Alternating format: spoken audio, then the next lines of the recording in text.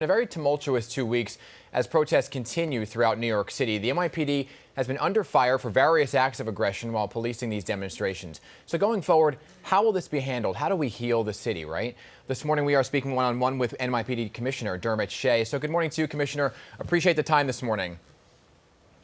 Good morning, Dan. I like that. Healing the city is exactly what we need. Exactly. And I want to get to those conversations about healing and moving ahead, but I do want to get to a few orders of business before that conversation, equally as important, right? So protests continuing. Do you feel that the NYPD, the department, has really gotten a better hold now on these protests, how to police them, and lessons learned from the past 2 weeks? Well, we're constantly assessing what's going on the ground. I think we're in a good place right now.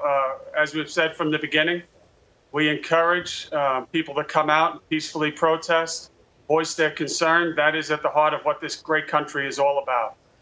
The last week or so, we continue to have large numbers, probably a little smaller, coming out, but overwhelmingly it's been managed, it's been peaceful, and that's exactly what we like to see. So it's a very different picture than what transpired in the very beginning days of the protest, right? And as you know, you've spoken out about it. The NYPD has been under fire for its actions. So the New York Times reporting that prosecutors are considering misconduct and criminal charges on as many as 40 police officers. I want to get your thoughts on what you say to residents about those numbers, right? And how you are actually holding the department accountable. Yeah, well, I don't think those numbers are accurate, first of all. There's been a small number of officers that have been on video and other things seen. Overwhelmingly, I think the officers have done a good job, Dan. And some people aren't going to agree with me, and I think that's fine. It's been very, very difficult circumstances all around. But there have been some instances where officers performed in a manner that is not to the level that we expect. I mean, I'm being very frank. But I do think that's a smaller number than the one that you just mentioned. Right, and I appreciate your frankness. You know, yesterday the officer who allegedly pushed that female protester down on May 29th turned himself in. I'm curious to know your thoughts on that, if you can comment on what's next for him. No, well, the process. I don't think that you'll have much comment from the prosecutors or myself. I mean, there's an active criminal investigation at this point. We're well aware of that video. I think all of New York and probably the country. I took the steps to suspend that officer. The district attorney reviewed it, went forward with charges, and that's where we are, and the process will move forward. Understood. And now I want to talk about some of the big changes moving forward, right? This is why we see those protesters on the streets. Lawmakers voting now to repeal 50A to allow disciplinary records of police officers to be made public. So your thoughts this morning on the repeal of this bill? Yeah, I think it's awaiting governor's signature. I think everyone knows that that's going to happen. I think there's a number of bills, both at the city council level and the state level. I think we have to hear the public. We have to review these bills. We've certainly reviewed the city council ones, and there was a hearing yesterday with my first deputy commissioner, Ben Tucker, and overwhelmingly we supported the bill. So I think we got to go into this situation that this is a moment in time. We have to go forward all together. What can we do to move forward? You talked about healing, and healing is exactly what this city needs.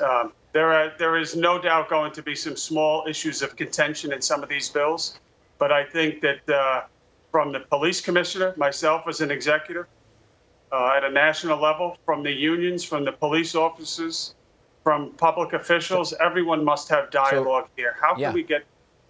And you support the anti-chokehold bill named for Eric Garner passed. The governor indicating that he will sign it. Now, unfortunately, it took George Floyd's death for this to pass and was a topic of that city council hearing yesterday. But do you support the bill as it is right now? Yeah, I think the bill essentially was on the books already. When you talk about there's a strangulation bill on the books. Again, we'll review these bills. I support reform. Let me be very clear. The NYPD over the last 6 years has put in a number of safeguards, if you will. We're proud of, let me just make this point. We're very proud of what we've done the last 6 years under this administration, under this leadership team, in reforming the NYPD, working with the city council, working with elected officials, working with people in the community.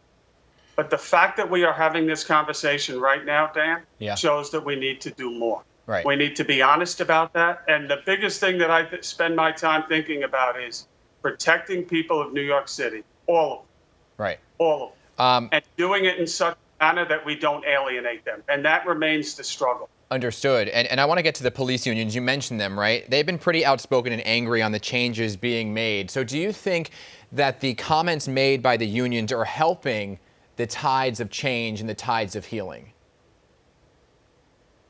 Listen, I think everyone has an opinion. Everyone has a voice. I think everyone's voice should be heard. I think all sides make comments that at times could be toned down a little. Right. And that's not directed at the union. That's directed at everyone, probably including myself. But we need to have a dialogue. We need to have an honest discussion. We need to throw less comments. Again, I've said this publicly many times. Less Twitter, more talking, and we have to move forward. Right. For everyone's sake. And that's why I appreciate this everyone's conversation. No, I agree with you. And I appreciate the conversation that we're having rather than having it on social media. I want to get to defunding of the police department, shifting funding from the NYPD to youth and community groups. There was this $1 billion price tag being thrown around yesterday, which First Deputy Commissioner Ben Tucker said wouldn't be possible. So is that something you support? And is there a dollar amount that you say is actually too much that would hurt the NYPD? So I probably surprised the world when I came out Sunday and said I would support moving funds, and I commit to tightening the belt of the NYPD and move some funds to support youth programs, 100%. I said it because I believe it, because I think that is crime fighting. Now there's a second discussion with this movement, defund the police, that isn't even defined, that there isn't a dollar amount attached to. We have to be very careful. We need people that understand law enforcement, the criminal justice system, social programs too. And again, dialogue and conversations. How do we move better? But Dan, we're up about, when I looked yesterday, 25% in murders, 21% in shootings. There are significant concerns all around here. And this city that we love so much, that didn't always look the way it looks today, was built on public safety. Why do you think no that one is? should forget. Why do you think the numbers are going up? Is it allocating resources to the protests that other things fell by the side? No, Dan, this has been going on. I'm on the record. Look at that bail reform law. You pass a law that has to be fixed within months. I think that speaks volumes. There is a lot. Then you add the pandemic to it. Right. And when you have the pandemic and you're pushing people out of jail, that's another piece of wood on the fire, if you will. And now we have a court system that, because of the pandemic, isn't functioning on all levels. So there's a lot of different pieces to this. You're talking about the dialogue and the conversation with the communities, right? Community groups are calling for reforms in terms of also putting people of color in high-ranking positions, adding more to the police force as well. It's a very diverse police force, but what do you say to the lack of diversity in the higher ranks of the department? Because that's part of the conversation as well. Yeah, I don't think that's accurate when you look at the higher ranks. We always look for diversity in this department. I've been committed to it from day one, as has my predecessors. It does not move fast enough, so I would agree with you on that, Dan.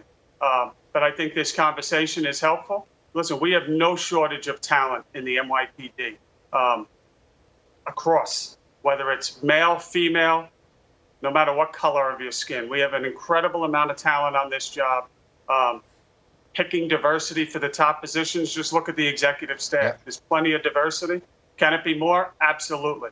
I just want to say people are calling for reform. I'm also getting a lot of calls from community members, from clergy, from people that rely on the police, thanking us. And I thank you for those comments as well. And they also say we got to improve, but they're also thanking us. Yeah, and we've covered here, some of the positive images that we saw in the protest as well. Chief Monahan taking a knee along with protesters and in solidarity with them.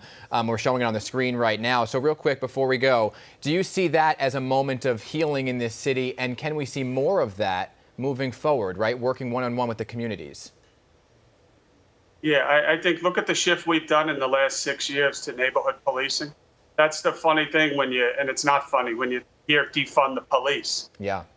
They should come to the community meetings that I attend. They should come to the community meetings that cops lead with community members. And what they would hear is, we want more cops. And I think elected officials know this as well, because I hear it from them too. I think that picture was one step of many. We need a lot of steps like that. The sad thing here is, Dan, and it's reality, that we build trust very slowly, but this last month or two shows that we lose it very quick. And we can lose it. Yeah. I am over time, Commissioner. I went over time with you because I thought this conversation was really worth having. I do want to get you on the record. There were these rumors over the weekend of you resigning or stepping down along with Chief Monahan. Can we put those rumors to rest? Are you here to stay? I couldn't tell you how much I love this city and the people of this city. Unfortunately, Dan, you're stuck with me, so I look forward to the next interview. Commissioner Shea, I do appreciate the time this morning for us. This is a very important conversation about moving forward, so I do appreciate it, and you're welcome back anytime, sir. Thank you.